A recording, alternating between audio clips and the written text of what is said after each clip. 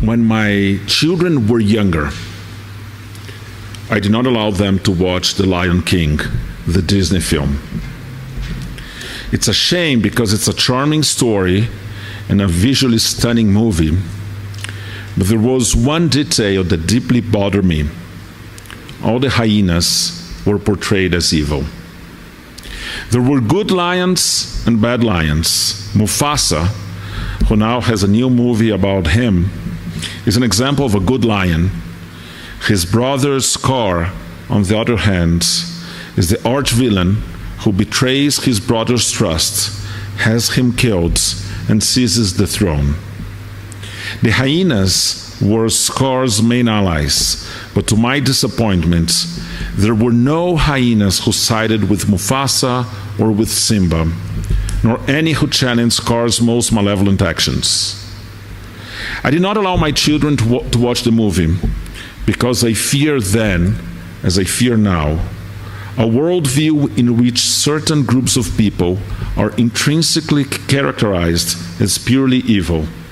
It seems to me that this is where the corrosive seed of prejudice resides. As Jews, we know all too well how it feels to be judged based on our religion or on our ethnic identity, and throughout history, we have paid an enormous price for other people's misconceptions of who we are. If during the Shoah, Jews were characterized as rats, and during the Rwandan genocide, the Tutsis were labeled cockroaches, then I fear that some group could one day be called hyenas, justifying their elimination. Eventually, my children grew up, my own censorship was lifted, and Mel and I even took my daughter to see The Lion King, the musical, a few months ago. At the very end of this week's Parsha, the Israelites are attacked by Amalek. In this week's reading, we're simply told that the Israelites fought against Amalek at Rephidim, and that the course of the battle depended on the position of Moshe's hands. If they were raised, the Israelites would prevail, but if he became tired and lowered them, the Amalekites would gain the upper hand. Well, literally.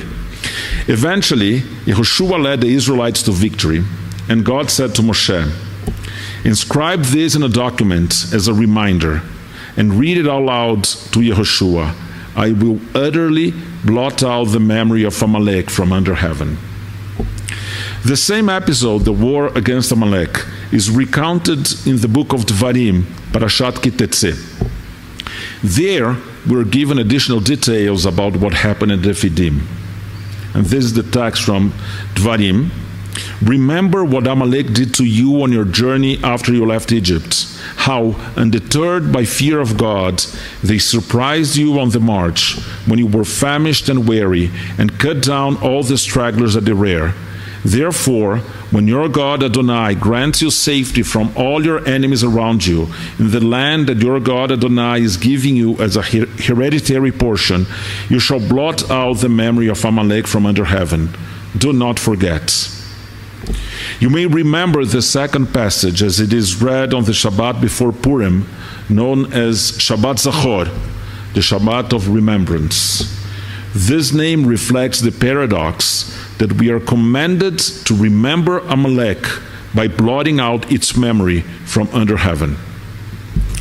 In attempting to understand why Amalek, of all the people who persecuted and attacked the Jews, is the one whose memory we are commanded to erase, some commentators highlight the cowardice of attacking a group of former slaves who were exhausted from their journey, ambushing them from behind, and slaughtering the poor, the innocent, and the weak.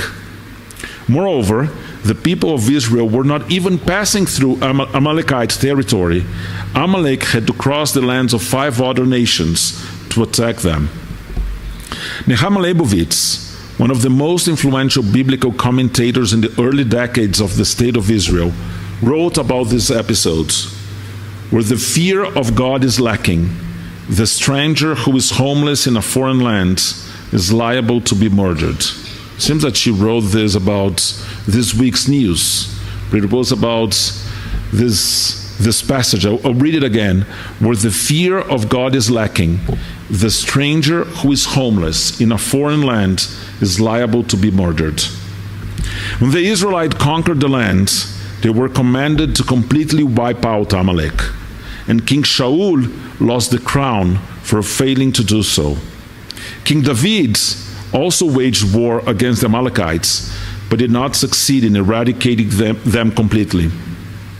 I confess, I find it deeply troubling even to write and say these words, recognizing that a religious tradition includes an instruction to completely eliminate another people is deeply troubling to me. For those who, like me, feel unsettled by this story, I return to my drasha from last Shabbos morning, in which I argued that sometimes we need to say no, even to God. Amalek then became the archetype of pure evil in Jewish tradition. Haman, the villain of the Purim story, is traditionally considered a descendant of Amalek. Many would say that Hitler was a descendant of Amalek, and it is difficult to refute the idea that these two figures really embodied absolute evil. The traditional Jewish position, established centuries ago, is that ancient nations can no longer be identified, and therefore there is no longer any Amalek. Yet, this has not prevented people from manipulating the concept for political ends. Rabbi Elchanan Wasserman accused all the Jewish members of the Jewish section of the Soviet Communist Party of being part of the seed of Amalek. Israeli politicians and extremists have labeled Yasser Arafat, and sometimes even the entire Palestinian people, as Amalek. Rabbi Ovadia Yosef, alav shalom, his memory be a blessing, perhaps the most important Sephardic rabbi in the history of the state of Israel, once called Yossi Sarid, may his memory be a blessing, a leader of merits and a former minister of education with whom he disagreed politically, a seed of Amalek. Rabbi Shalom Cohen even referred to the whole modern Orthodox community as seed of Amalek during the elections for Israel's chief rabbi. As I said, the mere possibility that a person or a group of people could be the incarnation of absolute evil has caused immense suffering and destruction in our world. It is time to truly blot out the memory of the concept of Amalek and to completely remove this paradigm from our consciousness. Shabbat Shalom.